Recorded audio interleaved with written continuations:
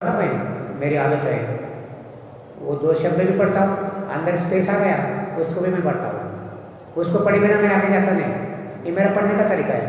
वो बोले उसको कैसे पढ़ते हैं, वो तो पढ़ना चाहिए, असली पढ़ाई तो वही है। शब्द पढ़ो और दो शब्दों के बीच का जो अंतराल है, स्पेस है, उसको भी पढ़ो। और यही हालत किताब जैसी हमारी मन की है। विचार आ गया और विचार चला गया, जैसे विचार आ गया शब्द बन गया अंदर, विचार चला गया खाली जगह। बाहर का आपको दृष्टांत और इसको अच्छी तरह से समझाऊंगा। सूरज है आकाश में, सूर्य, बादल आ गए, सूरज ढक गया, हमारे सामने धरती पर अंधेरा हो गया, फिर बादल चला गया, सूरज के सामने से हट गया, रोशनी। ऐसे जैसे जैसे हमारे मन में विचार आएगा, आप पीछे कूटस्थ की जो रोशनी है, सत्य ज्ञान आनंद, उसकी किरणें हमारी बुद्धि में आते हैं, उसका प्रतिबिंब सत्य ज्ञान आनंद सच्चिदानंद, वो किरणें रुक गई, उसका पर्दा बन गया। किसने? विचार ने। विचार रूपी बादल खड़ा हो गया, बादल चला गया, फिर बुद्धि में आत्मा का प्रतिबिंब आ गया। तुम क्या करना है, आपको विचार को भी देखना है, और विचार कोई भी परमानेंट मन में आता नहीं है। विचार आगमापाई होते हैं, कैसे? आने वाले और रेलवे स्टेशन में लिखा है ना, अराइवल एंड डिपार्चर, आगमन और प्रस्थान, है ना। ऐसा ही कोई भी विचार आपके मन में परमानेंट डेरा डाल के बैठता नहीं है। एक आ गया चला गया, दूसरा तीसरा, तो उस विचार को भी देखना है, उस बादल को। और विचार चले जाने के बाद वो जो खाली जगह है ना मन के अंदर एलसीडी में, उसको भी देखना है। जैसे हनुमान चालीसा है, पवन तनय, फिर खाली जगह, संकट हरण, फिर खाली जगह है, स्पेस, मंगल मूर्ति, स्पेस, भूप, स्पेस। विचार को देखना है, स्पेस को देखना है। ये अंदर है, बाहर की बात तो मैंने किताब दृष्टांत के लिए बताया, ये अंदर का खेल है। हमारा मन एलसीडी है, आंख बंद करके देखो, विचार को देखो, और विचार आप पर चले जाने के बाद अंतराल को देखो। ऐसे करते करते करते अगर ऐसे ध्यान में बैठना सीखोगे, ऐसा करोगे, तो एक विचार आ गया, बाद में विचार जैसे चला गया ना, 2 घंटे तक कोई विचार ही नहीं आएगा, वो खाली जगह बनेगी आपके मन का, स्पेस। तो इस प्रकार दो विचारों के बीच का जो गैप है लंबा हो जाएगा, 1 घंटा गैप, 2 घंटे का, 4 घंटे का। ये जो गैप है, ये जो खाली जगह है, वो तुम्हारे जीवन की असली कमाई है।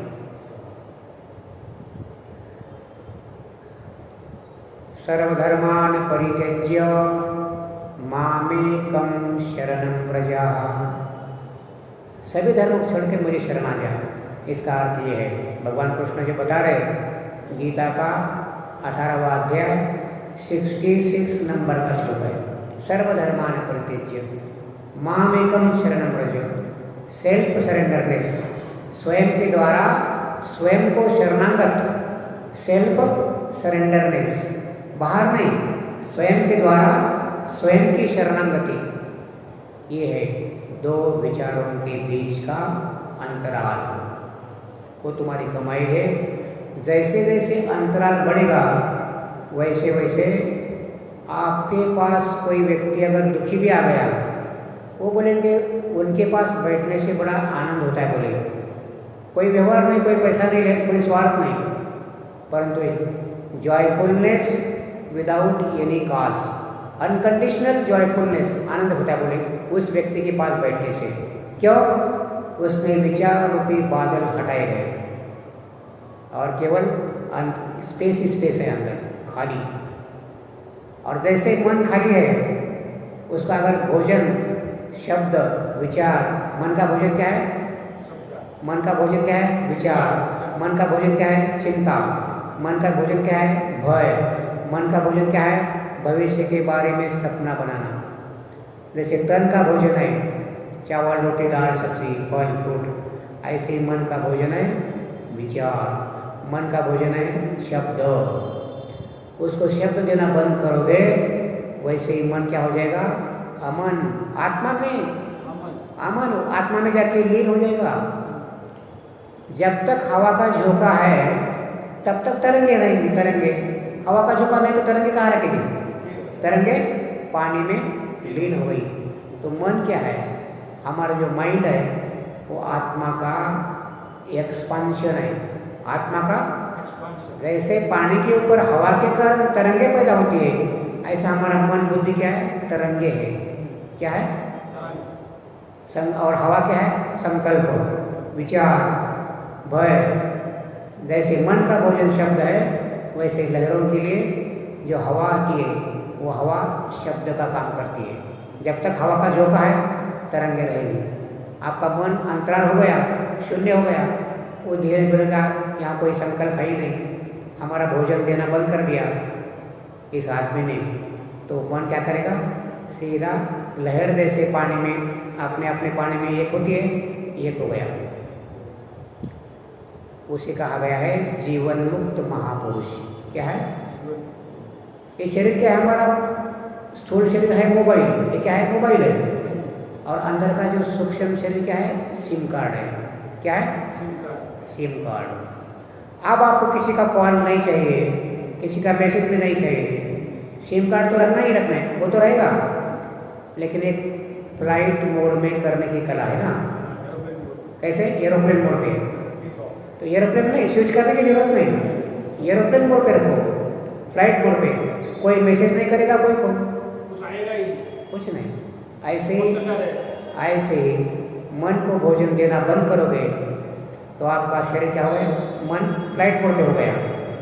तो आप के अंदर तो सिम कार्ड तो है पर काम नहीं कर रहे अभी, खाली स्थूल शरीर है, संसार में रहता है। और वो क्या बोलते? उसको क्या बोलते? जीवन मुक्त महापुरुष। क्या बोलते? तुलसी रामायण की भाषा में बोलो, सदा सज्जनानंद दाता पुरारी। तुलसी रामायण, सदा सज्जनानंद दाता शिव भगवान को कहा गया है। सदा, ऑलवेज, हमेशा। सज्जनानंद, सज्जन को आनंद होता है ऐसे लोग दर्शन करने से। अब मैं आ गया, आपका आनंद तो आपको हो रहा है, और शराबी कोई दुर्जन हो तो उसको नहीं। सदा सज्जनानंद, ऐसे महापुरुषों का केवल सज्जन लोगों को ही आनंद होता है, दुर्जन को नहीं। दुर्योधन ने कहाँ पहचान लिया था कृष्ण भगवान को? दुर्योधन ने भगवान श्री कृष्ण को नहीं पहचाना था, उन्होंने उनको रस्सी से बांधने का प्रयत्न किया था भगवान को। जो समस्त जीवों को मुक्त करने वाले, खुला करने वाले, और वो बंधन में थोड़े आएंगे, फिर उनको बांधने का प्रयत्न किया था। तो ये है सदा सज्जनानंद। तो सिम कार्ड भी अंदर है, परंतु फ्लाइट मोड में है। स्थूल शरीर मोबाइल, सूक्ष्म शरीर सिम कार्ड। तो हमें भी जीवन में सत्संग सुनकर ध्यान के द्वारा कभी कभी फ्लाइट मोड में जीना सीखो, एरोप्लेन मोड पे। तो क्या हो जाएगा? उसका फायदा क्या हो जाएगा? पीछे जो आत्मा की रोशनी तुरंत तुम्हारे मन में, बुद्धि में, इंद्रियों में आ जाएगी। आत्मा की 3 किरणें हैं, रिफ्लेक्शन, सत्य स्वरूप, ज्ञान स्वरूप और आनंद स्वरूप। फिलहाल उसके सामने विचार रूपी बादल खड़े हो गए जैसे सूरज के सामने, इसलिए हम दुखी हैं। जैसे विचार हट गए, मन का भोजन देना बंद कर दिया, तो वो रोशनी मन बुद्धि में छा जाएगी, है ना। मति न लखे जी मति लखे, बुद्धि में ही प्रकाश प्रतिबिंब जो है कोटस का सत्य ज्ञान और आनंद आ जाएगा, और आप सुखी रहोगे। बाहर गरीबी हो चाहे अमीरी हो, कोई उसका मतलब नहीं, आप हमेशा अपने आत्मा में रहोगे। अगर आत्मा में हमेशा रहोगे तो भगवान को आपकी सेवा करेंगे, भगवान आपके आगे पीछे रहेंगे, आगे पीछे, आपके आगे पीछे। अनन्या चिंतयन्तो मां, अन्यन्य न अन्य इति अन्यन्य। दुनियादारी के ऊपर भरोसा नहीं है आपका, आपका भरोसा है भगवान की तरफ, तो उनको आपका पालन पोषण करना पड़ेगा। ये है आत्मा की रोशनी। हमेशा चाहते हो तो इस प्रकार किताब जैसे हम पढ़ते हैं, किताब पढ़ते समय जो शब्द आया उसको भी पढ़ो, और आगे जैसा स्पेस होता है खाली जगह इसको भी पढ़ो। हम प्रवचन करते हैं, प्रवचन करते समय जिसका मैं उच्चारण कर रहा हूँ, अब दूसरा शब्द का उच्चारण करना है तो उसके बीच का गैप उसको भी मैं देखता हूँ। बहुत अच्छा रहेगा, फिर आपके अंदर इतनी बुद्धिमत्ता बढ़ेगी और सुनने वाले भी आराम से सुनेंगे। ये बहुत बड़ी कला है, ये प्रवचन देने की कला है, किताब पढ़ने की कला। आपको बताया, जीभ तो टालों को लगाया, अब मैं लगा सकता नहीं, मुझे बोलना है, आप लगा सकते हैं। बाद में आपको घर में जाके क्या बताया प्रवचन में, इसको रिमाइंड करने की जरूरत नहीं, आपके बुद्धि में रहेगा। ये भाव है। तो असक्तिर नभिष्वंग, इस प्रकार मन का भोजन देना बंद करोगे तो अपने आप आपका घर में पत्नी के साथ कैसा संबंध रहेगा? जैसी छाया है। हमारी अगर 100 साल उम्र है तो 100 साल तक हमारी छाया हमारे साथ रहती है, परंतु छाया के बारे में हमारा कोई ख्याल नहीं है। ऐसा ही संसार किया साधु संतों ने। संतों ने संसार किया नहीं, वो अपने आप हो गया। हम करते हैं आसक्त बनकर। साधु संतों का संसार होता है। इंग्लिश में 2 शब्द है, टू बी और टू डू। क्या है? टू बी और टू डू। टू बी मतलब होना, ऑटोमेटिक, और टू डू मतलब करना। करना आर्टिफिशियल है, नकली है ना। और टू बी क्या है? होना। तो संत पूरा अपना मन बुद्धि परमात्मा के चरणों में देकर, पत्नी भूखी है, क्या हो रहा है, बच्चे भूखे मर रहे, कोई ख्याल नहीं है। सुदामा जैसे केवल कृष्ण भगवान का चिंतन करते। तो टू बी और टू डू, होना। तो हमें भगवान का अगर होना है तो टू बी होना। होने के लिए कोई प्रयत्न नहीं है, करने के लिए प्रयत्न होता है ना। अपने घर में जाने के लिए कोई प्रयत्न नहीं, कोई प्रयत्न की जरूरत नहीं। माचिस की तिल्ली जलाओ, उसकी अग्नि की ज्वालाएं ऊपर जाएगी। कहाँ पे? उनका असली घर कहाँ है? सूर्य है। लकड़ी की आग जलाओ, उसकी ज्वालाएं, ये जीव है, ईश्वर का अंश है। तो जीव को शिव को वहाँ जाना कोई कठिन नहीं है, क्योंकि वो वहाँ से आया है। अज्ञान के कारण बोल रहे मैं जीव हो गया। पत्थर ऊपर फेंक दो, नीचे आएगा धरती पर, क्योंकि धरती के पेट से उसका जन्म हुआ है। पानी समुद्र से भाप होगी, ऊपर बादल बनेंगे, फिर सर्दी में बारिश, वर्षा ऋतु में, और वही बारिश के रूप में आएंगे। पानी बहते बहते समुद्र को मिलेगा। तो कोई भी वस्तु का, पदार्थ का मूल धर्म है अपने स्वरूप को प्राप्त होना। जब तक अपने स्वरूप को प्राप्त नहीं होती कोई भी वस्तु, कोई भी पदार्थ, तब तक उस वस्तु में चैन से शांति नहीं आती। पानी, बारिश हो रहे, बहते बहते बहते जाएंगे, सागर को मिलेंगे। वैसे ही जीव का धर्म क्या है? शिव को मिलना है। पत्थर ऊपर फेंको, धरती में आएंगे।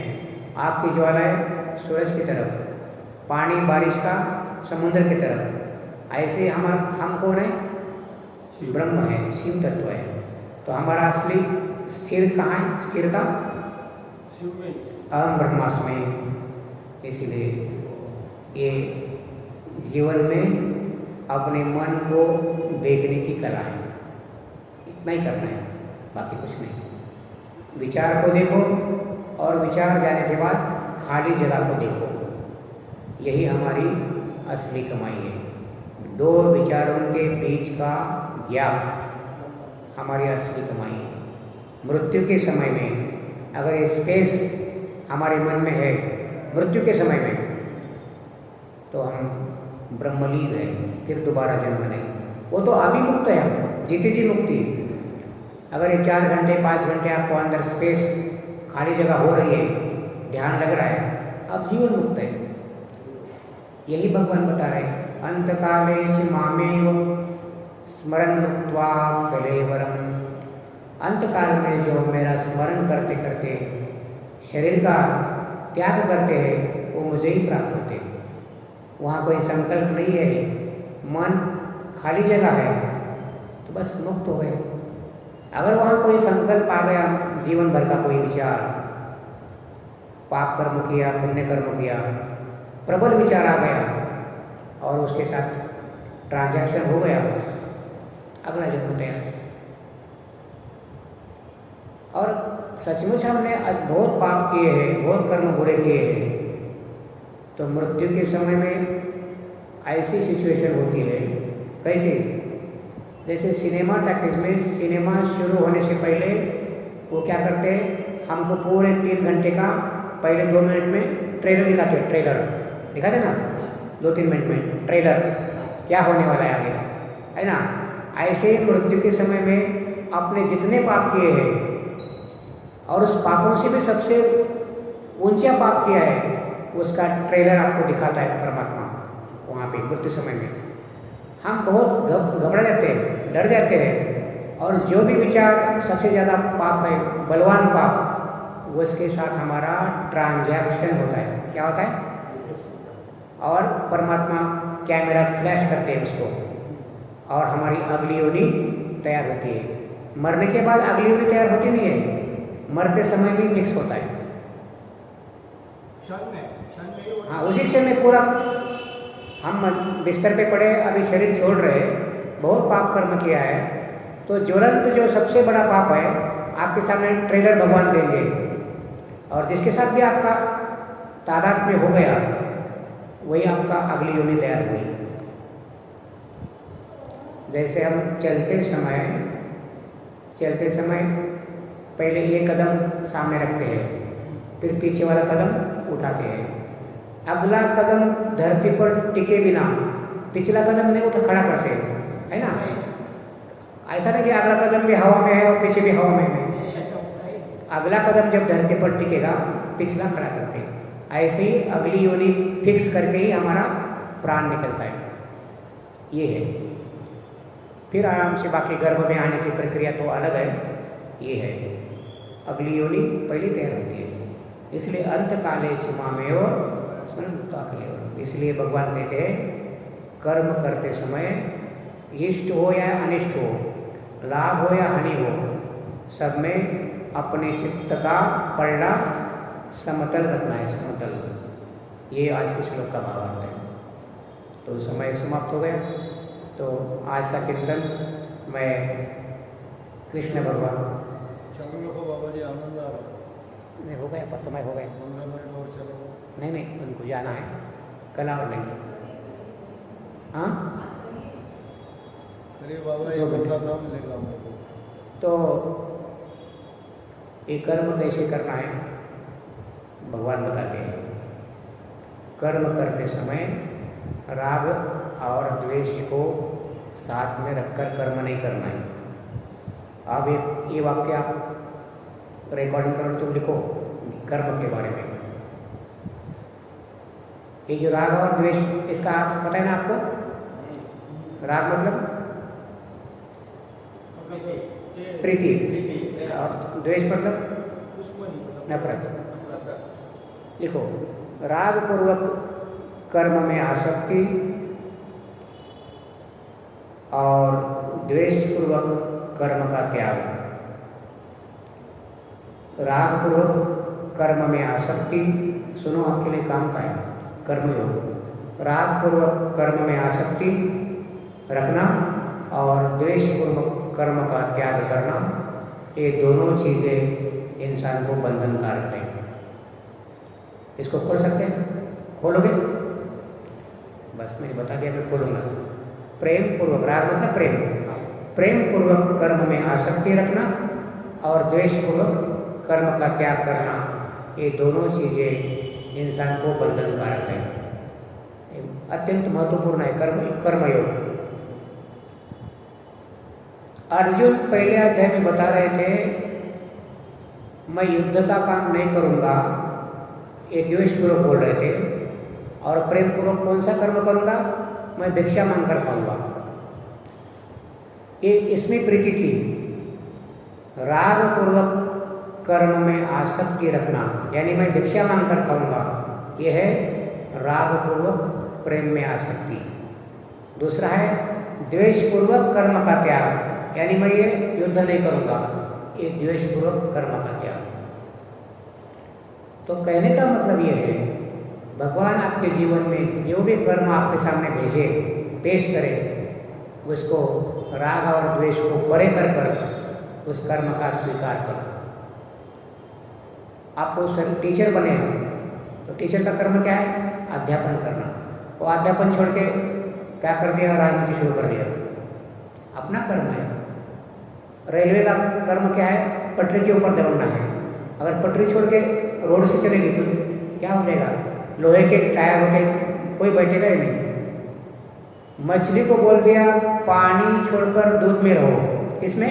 दूध में। पानी से दूध बहुत मूल्यवान है, उसमें रहो तो क्या हो जाएगा? दूध में मछली को ऑक्सीजन वायु मिलेगा नहीं, मर जाएगी। पानी में रहना ही उसका धर्म है। स्त्री का धर्म क्या है? पतिव्रता धर्म है। गृहस्थ आश्रम स्वीकार किया तो पतिव्रता धर्म स्त्री का है। Purity of mind plus purity of body plus purity of speech is equal to Indian women. और पुरुष का भी है, अपनी पत्नी के सिवाय बाकी स्त्रियां माता के समान, बहन के समान और पुत्री के समान। अगर ऐसा भाव है तो हम भी पतिव्रता जैसा ही हमारा ख्याल। हाँ, तो ये चाहिए। तो मछली पानी में ही रहना उसका धर्म है। पानी छोड़कर अगर दूध में आ गई तो मरेगी। ऐसे ही स्वधर्मे निधनम श्रेय पर धर्म भयावह। तो अर्जुन क्षत्रिय था, उसको युद्ध ही करना था, वो बोले भिक्षा मांग के खाना था। इसलिए प्रेम पूर्वक कर्म में आसक्ति रखना और द्वेष पूर्वक कर्म का त्याग करना, ये दोनों चीज़ें इंसान के लिए बंधन कारक है। स्वधर्मे निधनम श्रेय पर धर्म भयावह। आज भारत को पाश्चात्य संस्कृति, अमेरिका, जापान, इंग्लैंड, वहाँ पति पत्नी नहीं है, मेल और फीमेल दो ही कास्ट है, मेल और फीमेल। तो वहाँ की कल्चर लेने में हमें रस आ रहा है अभी, है ना। तो दूसरे की संस्कृति कल्चर को अडॉप्ट करने में बहुत अच्छा लगता है, परंतु दूसरे का धर्म भयानक है। उसके परिणाम क्या है? भारत में भी हर पल तलाक हो रहे हैं। अभी लिव इन रिलेशनशिप में हम आ गए तो क्या हो गया? हर पल तलाक खत्म हो रहे हैं। जो हमारे आदर्श जो गृहस्थाश्रम था वो परंपरा खत्म करके उनका हम अनुकरण कर रहे हैं। तो दूसरे की महिलाओं की अपेक्षा अपनी कुटिया अच्छी होती है, क्योंकि वह अपनी होती है। स्वधर्म में निधनम श्रेय पर धर्म भयावह। दूसरे का धर्म कितना भी आसान हो भले, परंतु उसका अनुकरण करने के लिए हमारे लिए मृत्यु जैसा है। और हमारे धर्म में आचरण करते करते मृत्यु भी हो गया तो अपना धर्म नहीं छोड़ना है, ये भगवान बता रहे। ये आज का श्लोक का भावार्थ है। तो न द्वेष्टे कुशलम कर्म, कर्म करो परंतु द्वेषपूर्वक भी नहीं है और रागपूर्वक भी नहीं है। राग और द्वेष को हटाकर तो प्रेम पूर्वक कर्म में आसक्ति रखना, मैं भिक्षा मांगकर खाऊंगा, और द्वेषपूर्वक कर्म का त्याग करना, ये दोनों चीज़ें इंसान को बंधनकारक है। समझ गए? तो ये आज का श्लोक है। आज का श्लोक कृष्ण भगवान और राधा जी, उनके चरणों में मैं समर्पित करता हूँ और मेरी वाणी को विराम देता हूँ। ओम पूर्णमदः पूर्णमिदं पूर्णात् पूर्णमुदच्यते पूर्णस्य पूर्णमादाय पूर्णमेव अवशिष्यते। ओम शांति शांति शांति। श्री सद्गुरु चरणार्पणमस्तु। शुभम भवतु।